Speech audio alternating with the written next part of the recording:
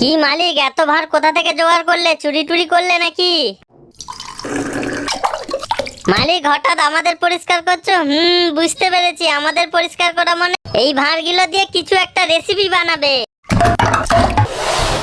আরে মালিক, এত লেবু কোথায় পেলে? চুরি টুরি করেছো না? আত্মীয় বাড়িতে এসছে, তারা নিয়ে এসেছে। বাবুরা, দেখলে তো মালিক কি বদমাশ, আমাদের প্যান্ট জামা খুলে পুরো নেংটা করে দিয়েছো। তোমরা কি দেখছো? চ্যানেলটা সাবস্ক্রাইব করে দাও আর ভিডিওটা ভালো লাগলে একটা লাইক করে দাও।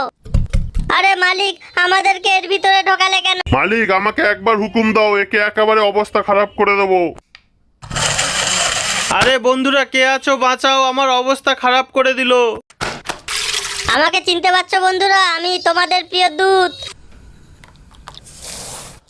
দেখলে বন্ধুরা কি অবস্থা? আমি কত সুন্দর সাদা দেখতে ছিলাম, আমাকে কেমন একটা কালার করে দিল।